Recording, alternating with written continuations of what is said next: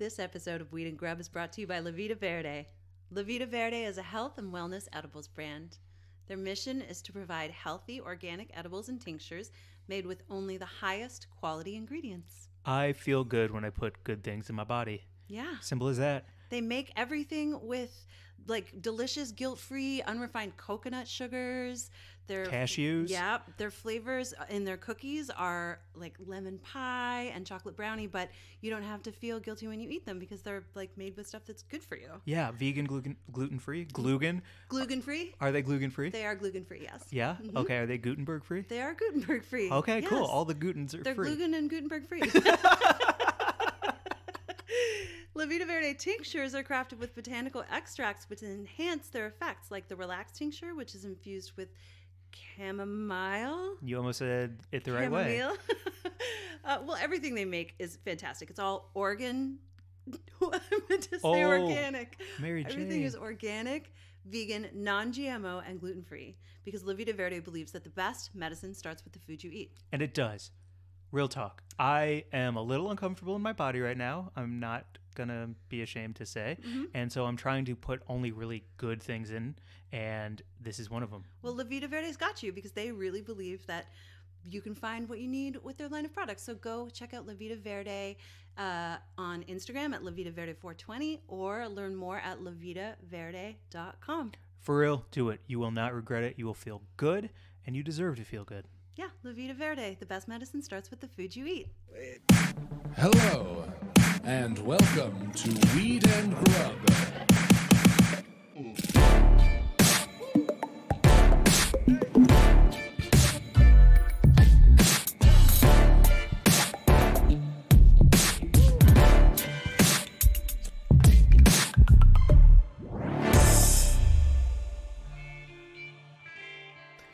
I just feel like I'm spiraling. Okay. I don't know what to do about it. I didn't sleep well. I'm worried about these sandwiches. It's a big deal to me. What's the concern? It's just the bread, the soak through of the bread when you're on a long road trip is a big deal. And I have theories about how to fix it, but so far you've shot them all down. I did. Well, I want to hear more about this because when we were on the last long road trip, there was a 50% food waste situation because of the bread soakage factor. Yeah. They went in I don't need to repeat. Everyone knows what happens when a sandwich sits too long. It got floppy and sappy and flappy and icky and greasy and sticky. Well, let's call out, this is going to be a shorty episode. What's it called? Like a small joint. Like a dog walker? Like a dog walker. This is going to be a dog episode? walking. Yeah. Yeah, perfect for you walking your dog. Yeah, okay. I like that. Totally. Little mini weed and grub. Because we've got to hit the road and go back from Washington back to down the coast. Going back to Cali. Seeing what the fires have done. Yeah. Yeah. I don't know. Drive through the I-5 corridor. All the way. And it might take us a minute to get back. So we don't know. So I don't want to talk about that. That makes me sad. I want to talk about sandwiches and fix this fucking problem before we leave. Okay, well, first I'm going to say hello, Mike. Oh, what up, Mary Jane? I'm spiraling. Spiraling about the sandwiches. This is Weed and Grub. We are a podcast about cannabis comedy culture, cooking, calling shit out, and road trip sandwiches. Construction. Yeah. Construction. Yeah. Perfect. So here's my thing. And you shot it down, but I think it's brilliant. Because of sandwich soak through with condiments, I think you should take bread and you should raw dog it with the cheese and then put the condiment on the cheese and then that touches the lettuce, which touches the turkey, which touches the pickle, which touches the other piece of cheese with the condiment on it, and that's raw dogging the bread. Okay, so interfacing cheese and then condiment. Okay, I get it. I hate this. I don't want to eat that. Why do you hate that? Okay, number one, if that were a good idea, it would be a thing that we would all know about. Mm-hmm. Like, I guess it does exist because the airport sandwich, which is the driest, most miserable sandwich, or the hospital sandwich. Oh, don't tell me I just invented an airport sandwich. That breaks my heart. You did, because it's a fucking cafeteria sandwich that comes with the packet of condiment on the side. It's dry bread with the fucking mayo packet or the mustard packet on the side, so it doesn't do the soak through. And that's what you're trying to kind of approximate, but you Right. don't want to do construction on the road. So you're like putting the condiment on the cheese, but the bread's going to be dry. I'm just going to throw away the bread and eat a handful of like meat and lettuce. Okay, so in that case, because you did just hurt my feelings by calling my idea an Oh. airport sandwich, what about a what is it called when you do a lettuce wrap sandwich? I think they're instead called of lettuce bread? wraps. A lettuce wrap? Okay, I thought there was like a better term. What if you do the cheese Like an asshole is sandwich? A healthy asshole sandwich? No, because I've gotten them at times and I enjoyed them. Oh, okay, sorry. Now I've hurt your it's feelings spicy. twice. I'm so Jesus sorry. Christ. I get stressed out when we have to drive long distances. I'm sorry. I'm coming at you so What hard. if the cheese is the bread? Okay. Do you miss the bread in a sandwich? Absolutely. Like, you do. So I was going to say, what if you still use my idea, Okay. put the condiment on the cheese, but you use the cheese like it's bread, like a square of pepper jack or a square of That Swiss. just sounds terrible. I need some carbs in this situation. But Well, I've you never- come up with something. Listen, I bought chopped salads for the road. I'm not trying to do a sandwich. We have pizza slices stacked up real nice in a piece of foil. I'm excited about that. That'll occupy one corner of the cooler. We've got chopped salads with bowls and forks to like pull over and have a salad moment. I've got the most delicious yogurt that I've ever had, and I only have 3 of them to take back, and I'm real sad. That is delicious. I 'Cause- tried it today. I was like, wow, that's good. Angel's fucking saying. Ilios? Elenos or Elenos? Elenos, I'm guessing. Not sponsored, but they should sponsor. Hell yeah, it's so fucking good. And we've got like a metric ton of coffee. Okay, one more idea. What? I'm just trying to get away from your word sandwich. But listen, okay, go ahead. I have 2 more ideas. Okay. For a sandwich construction. I'm gonna And if shoot it all anybody, down. I know you are. You're such a purist, such a Sorry. traditionalist. For somebody who writes about cutting edge weed stuff for a living, when it comes to like food, you're traditional. I need shit to be basic so I can get weird. I like that. You're the weird one. That makes a lot of sense. My other 2 ideas are 1, quit wasting time making a sandwich at all and panini it. That way, everything that way, like you can still do my raw dog idea. Yep. But if it's melted cheese, then it's no longer a raw dog. It's a creamy dream. Well, yeah, the way the panini, like a cold panini, the way everything kind of congeals, I do find quite pleasing, and I could eat that on the road. Yeah, cold melted cheese is nice. Yeah. Yeah. I mean, Okay. I've never been because a then you fan- can put the condiment. I'm sticking to my idea, but I'm like elevating it by paniniing it so that it has a so it sticks to itself. What is on the bread on that panini? Is it buttered The and bread. then toasted? Oh yeah. Okay, So I it could do toasts up that. real nice. Yeah, I could do that. See. Okay. Okay. So then my construction is sound, but it needs the elevated level of paniniing. I like that. I'm not against your construction. I really liked actually your idea that we were talking about last night when we were like, doing like the. It was like 1 a.m, and I was like, I can't sleep. I'm spiraling. I'm worried about this. It was very innocent. And then we were talking about the pickle situation and how you got to have a pickle in your sandwich for especially that cold crunch on the road. Like that'll keep you awake another half hour. Yeah. So you had an idea for where you would put the pickle, and I liked that so much. It was almost a movie-esque moment because I was eating an ice cream sandwich that had a caramel ribbon through the middle of it. And as I was trying to figure out this sandwich conundrum in my head, it's almost like a movie where you look at the thing you're doing and it keys you in on how to solve your pickle problem. It was like a beautiful mind. It was a beautiful mind. I looked at that ice cream sandwich and I was like, oh my God, I can see the elegance of the design. So my idea, because again, pickles are gushy, but they're deliciously crunchy and they make everything wet, is instead of doing all meat in the middle, you separate your meat and put the pickles in between your 2 halves of the meat so that it has a support around it. Yeah. And I think that would work. I think it would work too. I love the idea of a hidden pickle inside a meat mattress. I love that. I love it so much. I want that. That construction idea is brilliant. Yeah. Okay. Put all the pickles right inside. Tuck them all deep inside there. And then I get to that center crunch. That's like a fucking Because it's Twix a pickle bar. sandwich then, right? Yeah, then it's a pickle sandwich. Because whatever's in the middle equals the sandwich. Yes. That's a pickle sandwich with some turkey on the outside and some cheese on the outside of that. Yeah. Okay. All right. So the title of this episode is Tuck Your Pickle in a Meat Mattress. Wow. Yep. Awesome. That's great. Well, we solved something. We did. Well, let's get to the news. I know we got to keep this one tiny and tight. Yeah, this is actually such an interesting news story because it's out of LA. Reported by the Los Angeles Times about a cannabis brand where the origin story was just totally made up by this guy. So the cannabis brand was called La Chingona, and it was sort of sold with the story that 3 Mexican sisters had broken into the cannabis industry, with Maria, the oldest sister, who was called the plant whisperer, who had perfected cultivation techniques, Adriana, who was the baby and had a fiery heart, and she knew about the art of negotiation. This is all for a weed brand? Yep. And then a third sister as well, Sonia, who was the backbone of the business. And anyway, the whole story was made up. This guy, Michael Kaiser. Oh, he's white.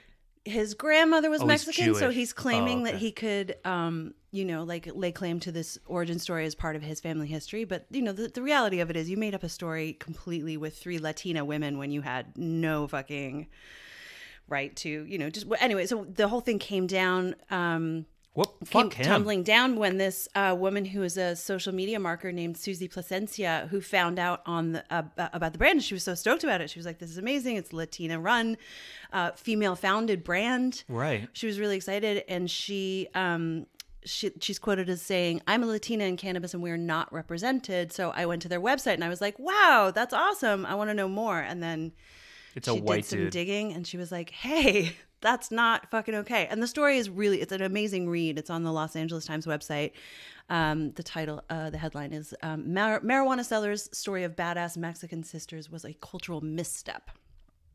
Which I think is a kind headline. Yeah. That's a kind headline. I wish that we would write the headlines. Bullshit artist caught. Well, it's so fucking crazy because I have a friend who is in the cannabis industry. He's Latino, and he wrote on Facebook about this, and he was like, "What's the big deal? It's just branding. It's all a game." He was just playing the game.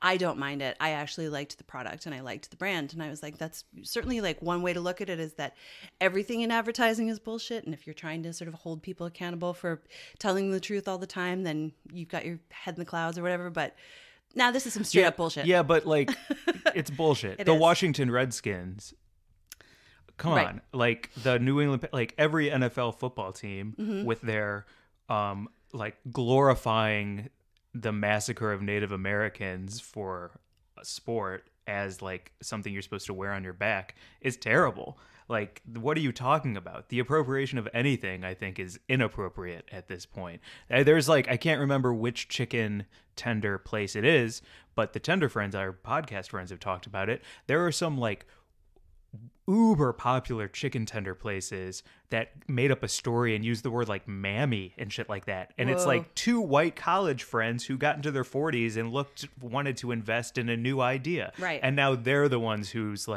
delicious chicken is franchised all over the country with this backstory that's complete bullshit. Mm-hmm. Because they made some deal with some white meat company for cheap ass chicken that is the whole thing is just it's not okay. Don't tell a story that doesn't belong to you when you're trying to sell something. I think that, there are so many shades of gray in the, telling a story that doesn't belong to you, because as a writer, I've seen a lot of writers come out and say, well, does this mean that as, I can only write about my experience? Does this mean that as a man, I'm not allowed to write from a female perspective, or as a white person, I'm not allowed to write from any other perspective? And it's so interesting because generally, kind of write what you know and stay in your world a little bit, but also what happens to the whole world of imagination where we get to pretend we're not who we are and all that kind of stuff. But when it comes to selling your company and your brand and your business using something that 100% doesn't belong to you and does actually belong to an underrepresented, misrepresented, criminalized portion of society,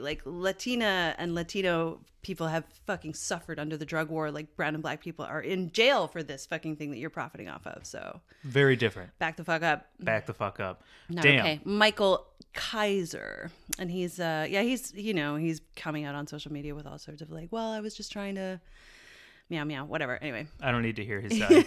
I don't need to hear his side. Yeah. All right, well said, Mary Jane. Well, that's some spicy news. Also, the Moore Act was pushed back. We called that, though. Yes. We knew that this wasn't going to be the time, place, or thing that would happen. I thought it was going to get a vote and that it wouldn't get passed, or that even if it did pass in the House, the Senate would just shoot it down. But the Democrats elected not to put it out for a vote because they were concerned ahead of the election that it would be used by conservatives to, Smart. like muddy the waters. But there are big things happening right now, and I think they're hoping that everyone pays attention to Supreme Court nominations and getting fucking Trump out of office. So. 100%. Now is also a good time if you're looking for anything you can do to support the Democrats. As somebody who is donating where I can, when I can, the folks.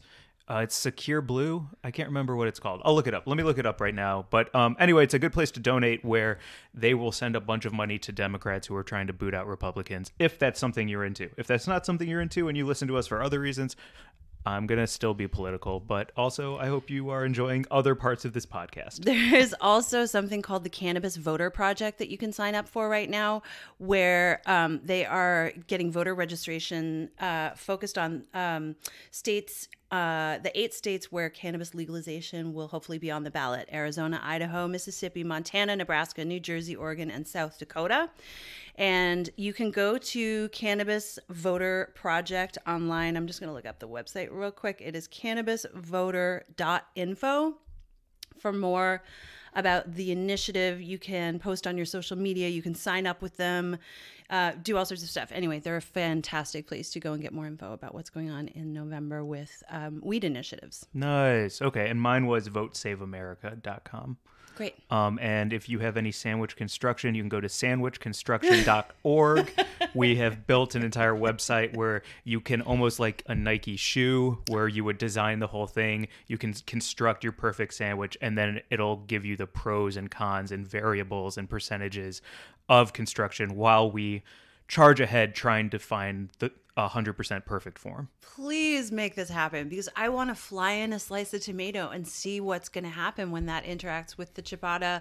Lettuce, no lettuce, mayo, more mayo, less mustard. Yeah. All the things. What's a sturdy bread? You just made me think about how I really don't like ciabatta because it's too thick for, like, it ruins all the proportions for me. Oh. Do you know what I'm saying? Like, Okay. I need so much more meat, veg, and cream to enjoy the ciabatta because it's such a powerful, thick-ass bread. Mm-hmm. Do you like it? I don't normally love ciabatta, but I've been fucking digging banh mi lately, which is usually on a baguette, and it's that similar kind of like thick, slightly tough bread, but when it's fresh, it's kind of like got that crunch on the outside and then it's pillowy on the inside. Yeah. So I think fucking that's good. a baguette's great because you can crunch it down. You can it has a nice smush, which I really enjoy. Okay. Yep. What's your number one sandwich bread? Currently baguette. Baguette. Yep. Wow, I wouldn't think that. I think everybody thinks of bread as in sliced bread, and you really went a whole nother route with it. That's awesome. That's I really just cool. had 2 really good Vietnamese sandwiches this week. Yeah. And they were just like excellent. And the bread stood up to all of that like spicy sloppy sauce and like crunchy jalapenos. And oh, so good. Yeah, I think a banh mi is one of my top sandwiches. Nice. It's easily top 3. Yeah, right? Yeah. It's like a perfect sandwich. A tuna melt, I think, is really high up there for me, too. Oh, okay. Because I grew up only eating them. Mm-hmm. You know, I think I've talked about that on here, right? Tuna melt? Yeah, how my whole diet when I was a kid was fish sticks, canned tuna with like 9 glops of mayonnaise, so it was like a 3-to-1 mayonnaise to tuna ratio on white bread with melted cheese on top. Yeah. And Any hot sauce or pickles or anything in there? no, there was no room for anything else. Wow, your face just did a weird thing. Oh, like yeah. Your nose just crinkled. Like, It was no, an you insane idea. dumb fuck. One time I put paprika on it because it was red, and that was about it. Wow. Yeah. No, Okay. you dumb fuck. Sorry. Your nose just crinkled and your eyes narrowed. And I was like, oh my God, he hates me. I'm sorry. Now I know what it feels like to be on the other side of this discussion. Oh, because I crinkle my nose and narrow my eyes at you sometimes? Uh-huh. Yeah. And then the third thing, fish sticks, mayonnaise sandwiches with a little tuna and melted cheese, and bagel with peanut butter and strawberry cream cheese. Oh, that sounds good. Yeah, with like half a can of peanut butter and half a tub of strawberry cream cheese, so that the bagel like it was the size of a grapefruit by the time I was done with it sometimes. You know what I mean? Like the amount of spread inside.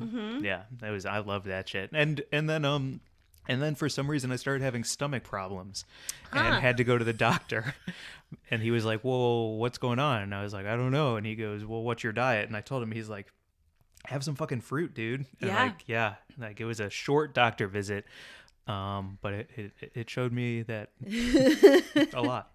The like need for a sweet sandwich when you're a kid. I remember my mom used to send me off to school. Usually she would either pack one for me or I could go down to this really cool cafe where my sister worked. She was a teenager and I was like 5 and 6, and I could go down and get one from her. It was a cream cheese and strawberry or blueberry or blackberry jam. Awesome. Bagel or sandwich. Toasted or not toasted for that? Never toasted. Okay, good. Never toasted. Yeah. Nope. And then I ate onion sandwiches when I was in theater school. I've talked about that on here. Yeah, you talked about you had fart problems and the whole class said you needed to stop. My class was like, please don't eat those sandwiches before movement class. Thanks. Appreciate that. We like you, but that's not okay. That's not okay. It wasn't okay. I mean, I don't do yoga, but you've told me about all of the farts that happen in a yoga class. I can only imagine a movement class. That's like if I handed out like everyone had to chug a can of beans before my before I don't know what I'm saying. It would be like if everyone had to chug a can of beans before exercise class. That was pretty much it. Damn. Yeah. Okay. I'm trying to think of anything else. Oh, well, how much time do we have left before we got to split? Plenty. We do? Yeah. Okay, cool. I wanted to look something up. Okay. Well, while we're looking things up and this fly is buzzing. Oh, I remember what it is. What? We watched The Octopus Teacher on Netflix. My Octopus Teacher. Yeah. Man.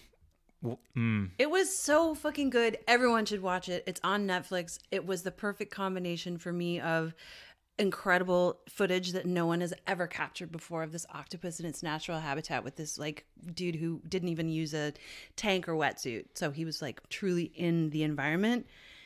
Getting footage while holding his breath and then having to race to the surface, swallow another big gulp of air and race back down because there were moments of just like the unfathomable happening that he just couldn't hold his breath anymore to capture. And it was so, like that incredible footage married with like great documentary filmmaking with an interesting narrative that was, the story about this man and this octopus. That said, he wanted to see what it was like to get jacked off by an octopus. He was totally in love with that octopus. Yeah. And it is billed as basically a love story. And it truly, some of the footage where you see him interacting with that octopus, they definitely had this incredible connection. Yeah. He's jacked off in that kelp forest before. He cries. He cries talking about how beautiful the octopus is. Mm-hmm. So I did like laughing with you about it because, of course, it's very serious and it's very reverent and it's very like, looking at that footage inside that kelp forest. Like, it's so beautiful. And then also you have to see the comedy in it. Yeah, because he's like, and then it crawled down to my trunks. She was so beautiful. And I couldn't even. Do you know what part bothered me about it? Was that he said something along the lines of, and that's when I realized that the world is bigger than just me and nature is beautiful and we're all connected somehow. And I'm like, yeah, dude. Yeah, no, dude. Duh. Like, duh. Yeah. Like, that's my biggest problem with documentaries is all of them should just be like, duh. Yeah, dude. Oh, I made a documentary about an octopus. Oh, word? Yeah. Nature's crazy. Yeah, dude. Nature is amazing. I was watching The Social Dilemma, and honestly, the internet, it could be trouble. Yeah, dude. That's all documentaries. I love that. Every documentary. They're all just called, oh, word? Yeah, dude. No shit. No shit. This year's Academy Award-winning crop of documentaries are called Oh, Word, Yeah, Dude, and No Shit. Or good point. Good point. That's the other one. Yeah, that's in the fourth. That Well was said. That's the polite one from like a small Eastern European country. Absolutely. Yeah. Oh, well They're said. like porojbizhbe, or well said. The indie doc called Well Said. Well said. Man, that is like that. That's a real fun riff right there. Oh my God. That's every documentary. A word? Yeah, dude. Octopuses are cool. Oh yeah. Yeah, dude. They're amazing. Truly, though, everyone should watch it. It's on Netflix. It's beautiful. And if you have a moment to like stop feeling all the feels and like wiping a tear away, which I definitely did, you can also laugh at some of it and find it funny, hopefully, with us. Yeah, 100%. Yeah. Have you ever felt an octopus? Yes, I met an octopus a few years ago in an aquarium in Seaside, Oregon. It was so great. We came in just as they were closing, and there was this huge open tank in the middle, and it's one of those local aquariums where they just have bycatch that fishermen will bring in, and they'll like rehabilitate or just kind of keep them in a tank for a little while and then release them again. It's almost all catch and release. And there was this giant Pacific octopus, and they're huge, and they had it in this tank, and I got to feed it a herring. Whoa. Oh, Yeah. wow. So it got its tentacle up on my hand, and they actually taste with their little suckers. Those are like taste buds. So it was so neat because it was like shaking hands with an octopus. Yeah. Yeah. Or shaking hands with its tongue. Yeah. Yeah. That's exactly right. Yeah. Uh-huh. That's It would be really like cool. us like grabbing each other's tongues. You French kissed an octopus. Yeah. I've never wanted to eat one again since then. No, never. Yeah. I want to eat octopuses. They're too cool. They taste with their tiny little suckers. Yeah.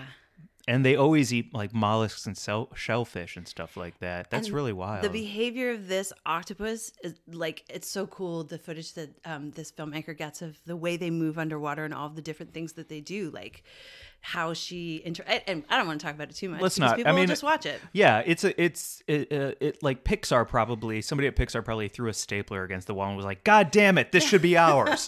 That's how it felt. Totally. Yeah. There will be an octopus movie coming out soon, I think.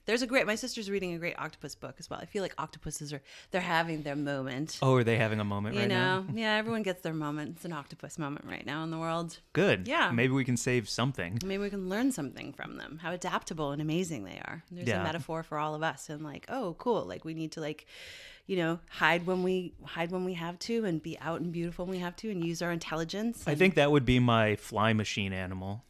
Your fly machine. Oh, if you wanted to infuse yourself with the DNA of a different creature. Yeah, I think I would Goldblum myself into an octopus. Oh, yeah. Totally. I can see it because, one of the things that we really learned in this film is how solitary octopuses are. Like, you'll never see two next to each other. They're such a pandemic prepared creature. Like, Yeah. they have everything they need, and they just shut themselves in their dens. And I feel like you would be really good at that. And I get to change colors. Mm-hmm. Yeah, I love them so much. Yeah, that would be my fly machine animal. How about you? Now I'm if I put jealous you on of the spot? Yeah, now I'm jealous of your choice. Okay. Well, we can come back to it if you I would aren't sure say- what you would want. It would be a marine mammal of some kind, either a seal or a whale. I'd have to decide. Probably near shore. Maybe a seal. A seal? Yeah. A seal is smooth, no fur, correct? No, they all have fur. All seals have fur. I sometimes when we talk about these things, I get them confused with an otter, which is why Otters I'm have trying fur, to. too. Oh, they do. Okay, so which one is a seal? There's a bunch of different kinds of seals. There's there are like fur seals who have like crazy different faces, and harbor seals and harp seals, and sea lions, you can tell, are different, but they're all part of the pinniped family. Sea lions. Those are Sea those lions. are the zoos love them. I think that's the Zoos one love I've sea seen. lions. Yeah, and you can tell a sea lion from a seal because they have external ears. Oh, That's one of the cool. quickest ways that you can tell. But they're all pinnipeds, which is flippers, feet flippers. That's really neat. Mm-hmm. Pinnipeds. Learning a lot. Whoa, dude. Yeah, dude. Oh, could we speak about just one cool little natural phenomenon that we saw last night? And I was like, what a cool omen for heading home. I was standing outside on the back deck of this house that we've been in, and I heard honking, and I looked up, and we both came outside just in time to see a V of geese heading home. Yeah, heading flying south. Very cool Oh, sign. Honkity honk. You love a good sign. Yeah, I do love an omen. Yeah, and that was a big V too. It was a wide V. It was a wide V, and they were loud, and they were heading right over us the night before we get on the road ourselves. Yeah. So it seemed like a portentous moment. Nice. Yeah. Yeah, good Love omen. an omen. Love an What omen. a douchey thing to say. You Sorry. do. I love an omen. Nothing like a good omen. You change your fucking Instagram bio to like omen lover, witch haver, Omen amethyst lover. wearer. Sorry. Literally the worst. What else do we have? BU. What else do we have? This coffee is making me feel fucking jacked. We did not corn load for our trip south. I'm nervous. nervous. Yep. Everyone maybe should. Should we recap what corn loading Yes. is? Okay, because when we drove up here about 3 months ago, we don't want to stop anywhere on the way because of COVID. So we were like, how do we just efficiently drive an unnaturally far length of time? And it was like, okay, tons of coffee, pack a big bag of snacks and food and stuff so that we don't have to stop anywhere to get food, have Adderall at the ready in case you want to take that, and also corn load so that we don't have to stop at places to use the bathroom at all. Right. Yeah. And by corn loading, that just means that the night before, the day before, the 24 hours before your trip, you eat a ton of corn. And then when you have pooped out all that corn and the last kernel is out, that means that you know your insides are smooth and prepared for that road trip. Exactly. That's what corn. It's like carbo loading for a marathon, but with corn for driving. Yeah, a marathon drive. Yeah. Exactly. And then you know you're good for the 18 to 24 hour clip. Yep. But we did not corn load for this way back. I pizza loaded last night, which is the opposite. Yeah. Yogurt loaded. That's not good. That's not gonna be good in about 2 hours. I'll be like, oh, I could pull over. Oh no. Oh no. Oh, What is no. that? Is that cum? No, I just ate a bunch of yogurt. Okay. What are you talking about? I don't know. You are such a fucking dude. Always. Anytime I hear yogurt, my first thought is like, cum. Oh, no. It was just some really tasty Greek yogurt that I don't want to associate with that. Sorry. That's okay. Well, we're going to see how it goes on the way back, I suppose, Yeah. without corn loading. We've got a cooler full of snacks. We've got some pods downloaded. We've got, feel like Archie has had enough outside time to be able to tolerate the car ride home. Yeah. And we're going to head back to LA. Let's do it. Let's do Buds of the Week and get the fuck out of here. All right. You first. Okay, my Bud of the Week this week is they just hit us up in the Instagram DMs. And hold on. They just wrote us back. Oh. Okay, great news all around. Okay. So my Bud of the Week this week is at novel_being. Name is Chris. Went to their IG and it's all art. That they've done.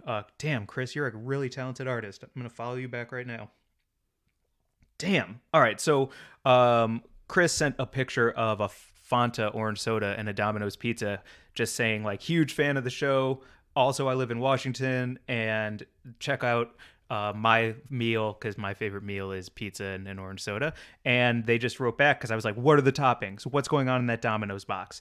And so they just wrote back and said the pizza was pepperoni, mushroom, spinach, and bacon with a classic garlic crust. Whoa. Yeah. Domino's, huh? Domino's with a Fanta. Oh, so good. Wow. I love thin crust, slightly burnt Domino's pizza. It's so fucking good. And it's because it's cut into those squares too, so it feels like you're eating a lot more of it at one time, and you get those tiny little squares. You know those perfect tiny little thin crust squares? Mary Jane, I'm gonna do it with my hands. I don't. It's like it's the tiny if your pizza's a circle and you're cutting it into squares. Like a psychopath. What are you talking about? Okay, just shut up and listen. Jesus Christ. No, I'm just kidding.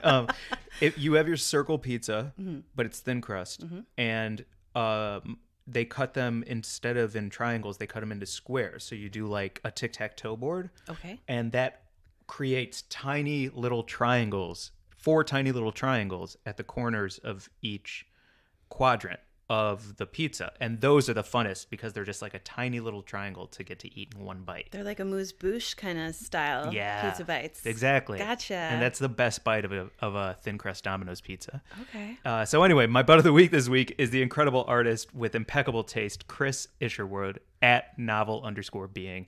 Thank you so much for rocking with us. A delicious meal and your art is incredible. Amazing. That's so great. My bud of the week is my friend Amanda Younger, who just launched her own podcast. It's called Happy Hour with Amanda Younger. And she's interviewing event professionals and all sorts of other folks from the world. Like, she's super connected. She runs New York Pride, and she's worked with, we met at High Times, and she's run all kinds of like crazy events. And she's just sitting down with friends where she has a drink and they have a drink, and across Zoom they connect and have a great chat. And so for our episode, we met up with Christina Bucola, who was the lawyer for High Times when I was there, and the three of us just like had a great chat, and it was really fun to like hang out with them and talk about those fucking crazy days of those events that we worked together. Oh, I can hear some stories from ago. Some stories from ago. My Zoom connection goes in and out a little bit, which is, Zoom is so strange, but yeah, it was a really good hang. And her podcast is called Happy Hour with Amanda Younger, and it's on all the platforms, and her handle for that is Happy Hour AY. And she's just great. She interviews Liz Craighead and Liz's boyfriend Javier at one point. And Liz was my boss at Live Nation for all those great gigs that I've worked, like EDC and all that stuff. So yeah, there's some fun folks on there. Nice. Yeah. Cool. Oh, let's listen to your podcast on the way back. Let's. Yes, I am interested enough in my own voice to listen to myself for a while, for sure. Let's do that. I'll just listen to myself talk all day. It's gonna be great when you make your first documentary. And you'll be like, yeah, dude. Everyone knows everything you said already. Jesus. Let's get out of here. Wait, before we go, I just want to also say buds of the fucking year. Like, our time in Port Townsend has been made so magical by all of the people who have made it possible for us to be here. Amy and Greg, whose house we've stayed in, Trigger and Mary, whose car we borrowed and whose house we went to for cocktails on the bluff, and Margie and Al, who had us over to show us their incredible pizza oven and garden and made masks for us, and Karen and Rich, who were so fun and just bring a spark of joy all the time, and like Charlie and Lucy and Harper and Lark, and of course, and last but not least, my sister and Walt, who've just like been the greatest, coolest, most fun people to be around in this pandemic time, when we've been able to like socially distance outside and have some time with some people that I love. And it just has been truly magical to be around them. And so thank you, Port Townsend, as buds of the summer. Buzz of the year. Mm-hmm. Love it. Yeah. That's what's up. Oh, we ended on a feel-good note. Yeah, I want to put love letters out all the time right now. Shit's weird, so let's just like put some good energy out. Thank you to everyone in Port Townsend. Bye, everyone. Bye.